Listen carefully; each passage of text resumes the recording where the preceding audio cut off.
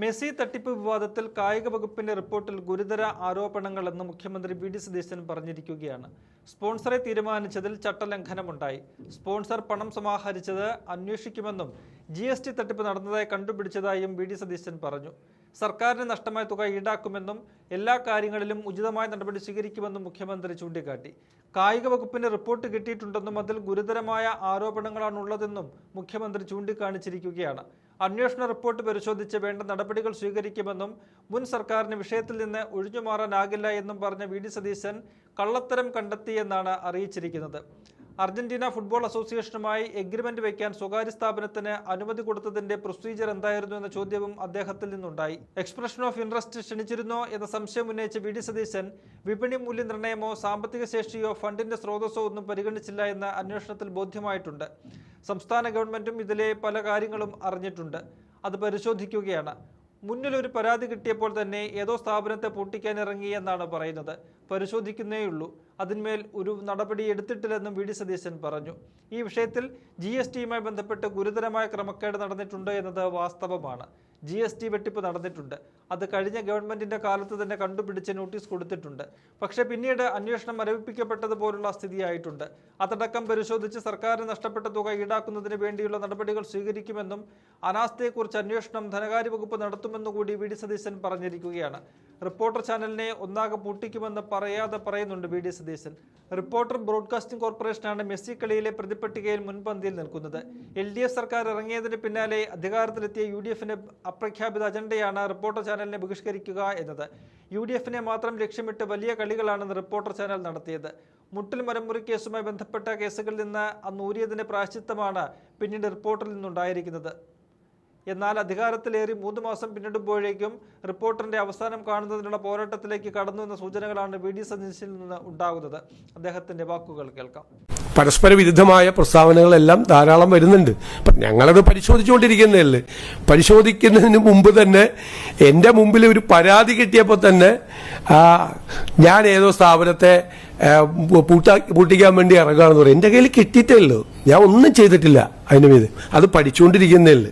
ഞങ്ങൾ പരിശോധിച്ചുകൊണ്ടിരിക്കുന്നതല്ലേ എല്ലാ മാർഗത്തും. അല്ല, ഇത് സംബന്ധിച്ച് വലിയ വിവാദങ്ങളാണുള്ളത്. കായിക വകുപ്പിൻ്റെ ഒരു റിപ്പോർട്ട് എൻ്റെ കയ്യിൽ കിട്ടിയിട്ടുണ്ട്. അത് ഗൗരവതരമായി നമ്മൾ പരിശോധിച്ചുകൊണ്ടിരിക്കുകയാണ്. അതിൽ ഗുരുതരമായ ആരോപണങ്ങളാണ് ഉള്ളത്.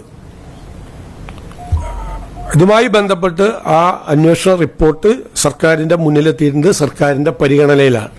അത് പരിശോധിച്ച് വേണ്ട നടപടികൾ അക്കാര്യത്തിൽ സ്വീകരിക്കും. സംസ്ഥാന സർക്കാർ ഒരു രൂപ പോലും നഷ്ടമില്ല. അതുകൊണ്ട് ഞങ്ങൾക്ക് എന്താണ് പക്ഷേ മന്ത്രി അയച്ച കത്തൊക്കെ പുറത്തു വന്നിട്ടുണ്ട്. ട്രൈപാർട്ടി എഗ്രിമെന്റ് എന്ന് പറയുമ്പോൾ സർക്കാരിന് ഒഴിഞ്ഞു മാറാൻ കഴിയും. സർക്കാരിനെ ഒഴിഞ്ഞു മാറാൻ കാരണം സർക്കാർ ഇതിന്റെ ഭാഗമല്ല. കേരളത്തിൽ വന്ന് മെസ്സി കളിക്കും എന്ന് പറഞ്ഞ് ഇപ്പം ഇത് തന്നെ കൊടുത്തത് ഇവരുമായിട്ട് എഗ്രിമെന്റ്, അർജന്റീനൻ ഫുട്ബോൾ അസോസിയേഷനുമായിട്ട് എഗ്രിമെന്റ് വെക്കാൻ ഒരു സ്വകാര്യ സ്ഥാപനത്തിന് അനുമതി കൊടുത്തതിന്റെ പ്രൊസീജിയർ എന്തായിരുന്നു പ്രൊസീജിയർ? എക്സ്പ്രഷൻ ഓഫ് ഇൻട്രസ്റ്റ് വിളിച്ചിട്ടാണോ കൊടുത്തത്? ഒന്നുമല്ലല്ലോ കൊടുത്തത്. ഒരു കമ്പനിക്ക് അത് കൊടുത്തു. വിപണി മൂല്യനിർണ്ണയമോ സാമ്പത്തിക ശേഷിയോ ഫണ്ടിന്റെ സ്രോതസ്സോ ഒന്നും പരിഗണിച്ചിട്ടില്ല. ഒരു കാര്യവും പരിഗണിച്ചിട്ടില്ല. പിന്നെ ഇത് സംസ്ഥാന ഗവൺമെന്റും യഥാർത്ഥത്തിൽ ഇതിന്റെ പല കാര്യങ്ങളും അറിഞ്ഞിട്ടുണ്ടോ? പരസ്പര വിരുദ്ധമായ പ്രസ്താവനകളെല്ലാം ധാരാളം വരുന്നുണ്ട്. അപ്പം ഞങ്ങളത് പരിശോധിച്ചുകൊണ്ടിരിക്കുന്നതല്ലേ. പരിശോധിക്കുന്നതിന് മുമ്പ് തന്നെ എൻ്റെ മുമ്പിൽ ഒരു പരാതി കിട്ടിയപ്പോൾ തന്നെ ഞാൻ ഏതോ സ്ഥാപനത്തെ പൂട്ടിക്കാൻ വേണ്ടി ഇറങ്ങുകയാണെന്ന് പറയും. എൻ്റെ കയ്യിൽ കിട്ടിയിട്ടല്ലോ, ഞാൻ ഒന്നും ചെയ്തിട്ടില്ല. അതിന് മീത് അത് പഠിച്ചുകൊണ്ടിരിക്കുന്നതല്ലേ. ഞങ്ങൾ പരിശോധിച്ചുകൊണ്ടിരിക്കുന്നതല്ലേ എല്ലാ മാർഗത്തും. GSTയുടെ അങ്ങയുടെ വകുപ്പിന് കീഴിൽ വരുന്ന കാര്യം കൂടിയാണ്. അതിന്റെ കാര്യത്തിൽ എന്താണ്? കാരണം അത് ലീഗലി ആക്ഷൻ ബൈൻഡ് ആവുന്ന സാധനമാണ്. അത് പ്രഥമ റിപ്പോർട്ടുകൾ ഞങ്ങൾ ശേഖരിച്ചിട്ടുണ്ട്. അതനുസരിച്ച് ഗുരുതരമായ ക്രമക്കേട് ആ കാര്യത്തിലുണ്ട്. ഒന്നൊരു GST വെട്ടിപ്പ് നടന്നിട്ടുണ്ട്. 2, ആ വെട്ടിപ്പ് നടത്തിയത് കഴിഞ്ഞ ഗവൺമെന്റിന്റെ കാലത്ത് തന്നെ കണ്ടുപിടിച്ച് നോട്ടീസ് കൊടുത്തിട്ടുണ്ട്. പക്ഷേ പിന്നീട് അതിൻ്റെ അകത്ത് അത് മരവിപ്പിക്കപ്പെട്ട പോലെ അന്വേഷണം മരവിക്കപ്പെട്ടതുപോലെയുള്ള ഒരു സ്ഥിതി പിന്നീടല്ല 7 മാസം ഉണ്ടായിട്ടുണ്ട്. അതടക്കമുള്ള കാര്യങ്ങൾ പരിശോധിച്ചുകൊണ്ട് സർക്കാരിന് നഷ്ടപ്പെട്ട തുക ഈടാക്കുന്നതിന് വേണ്ടിയിട്ടുള്ള നടപടികൾ സ്വീകരിക്കും. അതിന്റെ ഉണ്ടായിരിക്കുന്ന അനാസ്ഥയെക്കുറിച്ചുള്ള അന്വേഷണം നടത്തും. അത് ധനകാര്യ വകുപ്പ് നടത്തും.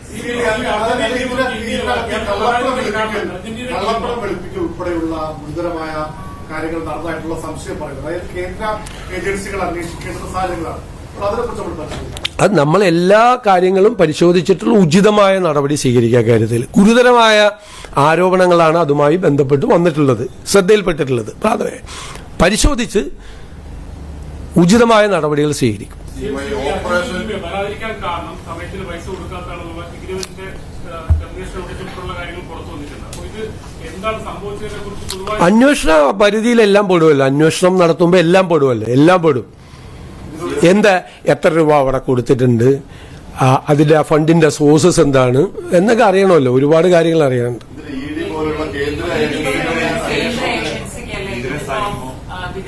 അല്ല, ഞങ്ങൾ പ്രാഥമികമായി സംസ്ഥാന ഗവൺമെന്റ് അന്വേഷിച്ച് അത് കേന്ദ്ര ഏജൻസികൾ അന്വേഷിക്കേണ്ട ആവശ്യമുണ്ട് എന്ന് നമുക്ക് തോന്നുമ്പോഴാണല്ലോ നമ്മൾ അങ്ങോട്ട് റെഫർ ചെയ്യണത്. പ്രാഥമികമായ പരിശോധനകൾ പൂർത്തിയാക്കിയിട്ടാണ് ഏത് തരത്തിലുള്ള അന്വേഷണം വേണമെന്ന് തീരുമാനിക്കുന്നത്. അത് ഈ പറയുന്നത് പോലെ FCRI ആക്ടിന്റെ വയലേഷനോ അങ്ങനെ എന്തെങ്കിലും സംഭവങ്ങൾ ഉണ്ടെങ്കിൽ അപ്പോൾ ആലോചിക്കും. ഇപ്പോൾ നമ്മൾ ഇത് പരിശോധിച്ചുകൊണ്ടാണ്. അപ്പോൾ ഉചിതമായ ഒരു അന്വേഷണം വേണം എന്നുള്ളൊരു അഭിപ്രായത്തിലേക്കാണ് എത്തുന്നത്. അത് ഏത് തരത്തിലുള്ള അന്വേഷണം വേണമെന്ന് അടുത്ത ദിവസങ്ങൾ പ്രഖ്യാപിക്കും.